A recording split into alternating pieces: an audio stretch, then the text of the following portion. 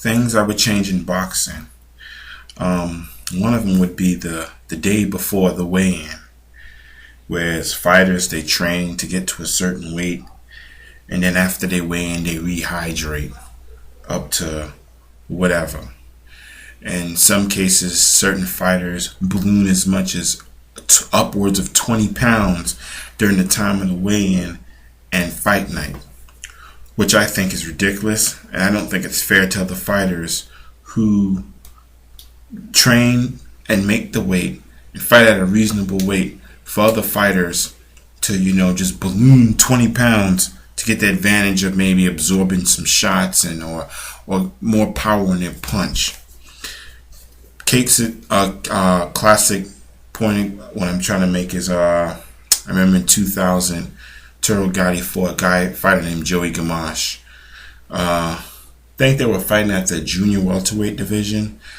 Gotti comes in 20 pounds over which he weighed in, and as a result he knocked Gamache out brutally. And to this day, Gamache suffers from permanent brain damage. And if I'm correct, he filed a lawsuit against the state of New York. I think they fought in, and he filed one against Gotti. That stuff like that shouldn't happen in boxing. Another fighter who I know who's done it, Chavez Jr. When his last fight, when he fought Martinez, the fights before that, when he fought Antonio Rubio and Andy Lee, he comes in and weighs in at the middleweight limit, but then balloons 180 pounds. And his last fight, he fights Martinez. He weighed in at 158 pounds. He looks like he was drawn and dry. He looked horrible at the weigh-in. But yet the night of the fight, this guy looked like he was 185 pounds. How does to put on that much weight within one day? If it were me, like I said, one thing I would change, I would take it back to how they used to do it in the old days. Same day weigh-in. Weigh in the day of the fight, whether if it was the morning or the afternoon. This way you rehydrate up to a couple of pounds and that's it. If you feel like it's too much, then move up in weight or whatever. But that would be one thing I would definitely change, is take it back to the old days. Same day weigh-in. Don't give these fighters 30 hours or more to rehydrate and balloon up upwards of 20 pounds. And that it gives the fighter who does that an advantage to absorb shots, more power. That'd be one thing I change.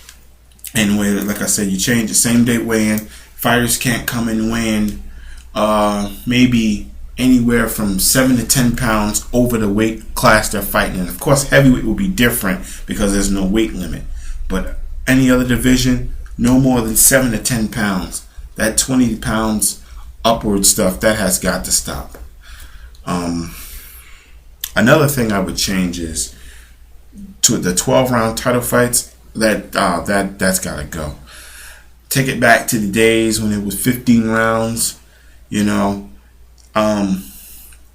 or it could be 15 rounds could be maybe for the ring title, and if there's those other organization trinkets like the WBA, WBC, IBF, WBO, if they want to keep their fights 12 rounds, fine. They can keep them 12.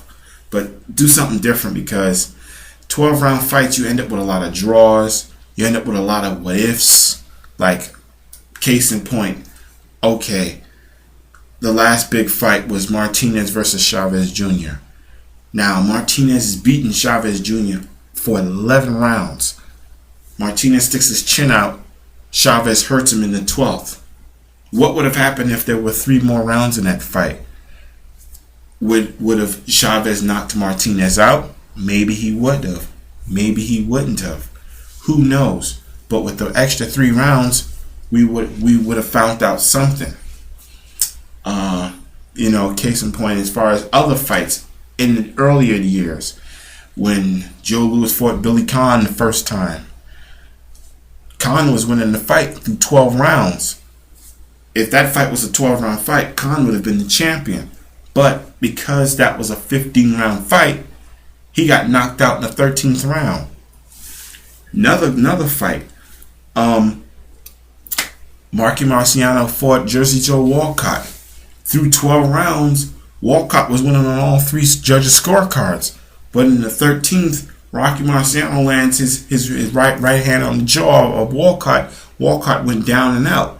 That extra round gave it what it was. Another point, when Ray Leonard fought Tommy Hearns the first fight, through 12 rounds, Tommy Hearns was winning that fight. What happens in the 13th? He gets hurt. 14th round, referee stops the fight. This is what happens. If there were 3 extra rounds in the Ray Leonard Hagler fight, maybe Hagler stops him. Who knows?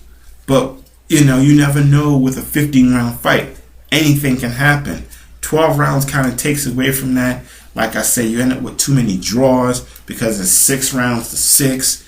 With a 15-round fight, someone's going to end up winning 8 rounds to 7. You have a more decisive. Someone's going to come away with the victory.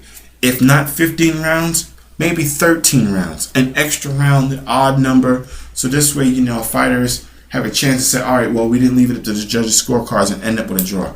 I know sometimes you do end up with even rounds, but like I said, to get back to 15 rounds, one of the things that killed boxing years ago was when Don King went in Suleiman's ear to push and lobby for 12-round fights after the Ray Mancini Dooku Kim fight.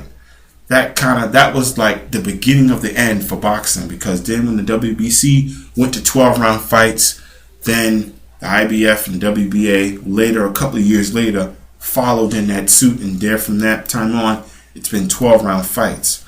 12-round fights is just not long enough. You need those extra rounds to see. It separates the men from the boys. That's how I look at it as. If you train, then you can go 15 rounds. If not, then stay at home. But I don't know. I guess these fighters don't train like they used to anymore, so they're tired after 4 rounds. Who knows? But those are two things that I would definitely change in boxing. Take it back to the same day weigh-in, so the fighters don't have a chance to rehydrate. 20 pounds upwards and 15-round fights. That's definitely missing in boxing. Just 2 things. But I'll talk about other things as far as other things that I would like to change in boxing. But leave the comments and I'll respond to all of them. Until next time, everyone.